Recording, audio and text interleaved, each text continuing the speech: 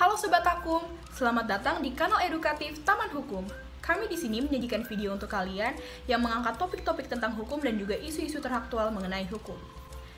Nah, pada video kali ini kita akan membahas mengenai kasus ujaran kebencian dari Edy Mulyadi yang berlindung di balik Undang-Undang Pers. Karena ia memberikan pernyataan bahwasanya Kalimantan sebagai ibu kota negara yang baru merupakan tempat jin buang anak. Kira-kira gimana ya tanggapan publik dan juga pandangan hukum mengenai pernyataannya? Yuk kita simak bareng-bareng, selamat menyaksikan.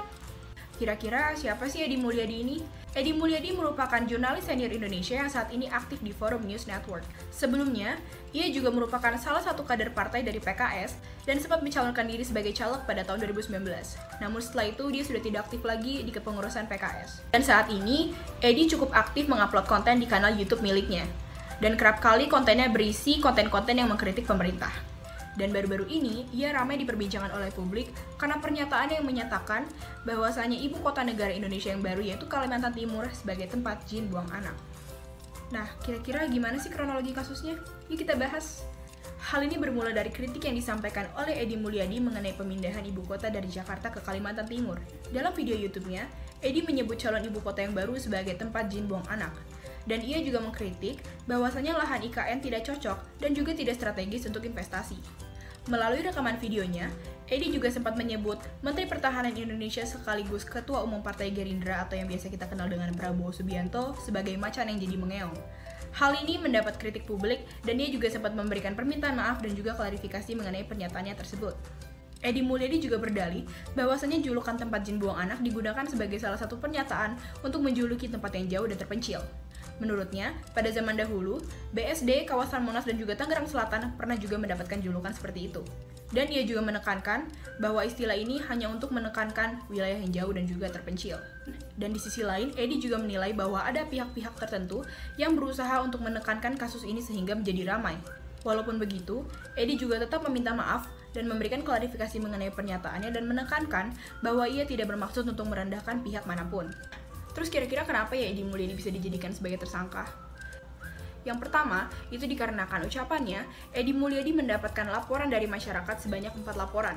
2 laporan diterima di Bareskrim Polri, dan 1 laporan di Polda Sulawesi Utara, dan 1 lagi di Polda Kalimantan Timur. Kemudian, Polri juga mendapatkan 16 pengaduan dari masyarakat dan juga 18 pernyataan mengenai ucapan Edy tersebut. Dalam perjalanan kasusnya, Edy juga sempat absen dari panggilan polisi.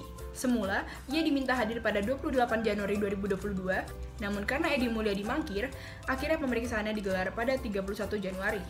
Menjelang pemeriksaan, Edy Mulyadi mengaku kepada polisi bahwa ia kehilangan ponselnya, dan kuasa hukumnya Herman Kadir menegaskan ini bukan salah satu upaya untuk menghilangkan alat bukti, namun memang ponsel Edy Mulyadi telah mati alias tidak dapat digunakan kembali. Namun demikian, pemeriksaan terhadap Edy Mulyadi tetap berjalan, dan juga tim penyidik memeriksa 57 orang yang terdiri dari 37 saksi dan juga 18 ahli. Dan dari hasil pemeriksaan tersebut, akhirnya Edy Mulyadi ditetapkan sebagai tersangka.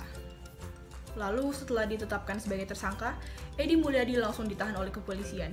Kenapa ya dia biasa langsung ditahan? Polisi mengatakan mereka mempunyai alasan subjektif dan objektif mengenai penahanan Edy tersebut. Karo Penmas Divisi Humas Brigjen Polri Ahmad Ramadan menuturkan alasan objektifnya adalah dikarenakan pidananya di atas 5 tahun dan alasan subjektifnya karena dikhawatirkan ia dapat melarikan diri, menghilangkan alat bukti dan juga mengulangi perbuatannya. Edy Mulyadi akan menjalankan penahanan di rutan Bareskrim selama 20 hari. Akibat perbuatannya, ia melanggar pasal 45A ayat 2, JO pasal 28 ayat 2 UU ITE dan juga pasal 14 ayat 1 dan juga ayat 2 JO pasal 15 Undang-Undang Nomor 1 Tahun 1946 tentang peraturan hukum pidana, JO pasal 156 KUHP. Terdapat ancaman pidana dari pasal-pasal yang telah disangkakan. Tetapi Humas Polri berpendapat bahwa Edy Mulyadi akan dikenai pidana selama 10 tahun penjara. Kuasa hukum Edy, Damai Harilubis, mengaku akan mengirimkan surat Dewan Pers untuk meminta perlindungan hukum. Damai mengklaim setiap tayangan video Edy yang diunggah melalui YouTube adalah sebuah produk pers atau jurnalistik. Sebab menurut dia, kanal YouTube Edy sudah terdaftar di Dewan Pers. Damai menilai, pernyataan Edy mengenai tempat jin buang anak masih bisa diperdebatkan. Menurut objek dia, perkara ucapan Edy berada dalam ruang seni, bahasa, ungkapan atau satir pada sebuah daerah sesuai adat dan kebudayaannya. Lalu bagaimana sih tanggapan Dewan Pers? Dewan Pers mempersilahkan Edy Mulyadi untuk berkirim surat kepada mereka agar kasusnya soal pernyataan yang menyinggung soal Kalimantan bisa diusut menggunakan UU Pers. Ketua Komisi Pengaduan dan Penegakan Etika Pers, Dewan Pers, Arief Zulkifli menyampaikan bahwa pihaknya mesti dulu melakukan pemeriksaan apakah pernyataan Edi disampaikan dalam konteks kerja jurnalistik atau tidak. Sebelumnya, Edi Mulyadi meminta kepolisian untuk menggunakan UU Pers dalam mengusut kasus hukum yang sedang menjeratnya. Dalihnya, dirinya adalah seorang wartawan senior. Kuasa hukum turut mengklaim pihaknya memiliki bukti bahwa pernyataan Edi yang disebut menyinggung Kalimantan itu adalah kapasitasnya sebagai seorang wartawan senior. Oleh karena itu, ia menyebutkan seharusnya kasusnya Edi ini diselesaikan oleh Dewan Pers.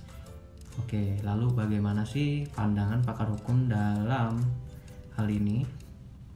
Menurut pakar hukum pidana Universitas Trisakti, Abdul Fikar Hajar, kasus Edi Mulyadi ini tidak bisa dipidana, alasannya ujaran kebencian terhadap tempat dan alam dipidana. Menerangkan kalau pernyataan Edi ini maksudnya adalah kritik atau candaan itu tak bisa dipidana kecuali ditujukan pada suatu ras atau etnis tertentu. Hal ini menarik untuk diulik loh Sobat Akum, karena menurut pakar ini, di persidangan nanti peranan saksi ahli akan sangat penting dalam berpengaruh keputusan hakim. Apakah pernyataan Edi ini merupakan tindak pidana atau bukan? Oke, untuk menutup, nah itu dia kasus ujaran kebencian Edi Mulyadi yang hingga saat ini masih dalam proses penyidikan lebih lanjut. Oke, menurut Sobat Akum gimana nih? Apakah itu bisa dikategorikan sebagai tindak pidana? Coba tulis di kolom komentar. Kita ikuti perkembangan kasusnya sampai tuntas. Sampai ketemu lagi di video selanjutnya.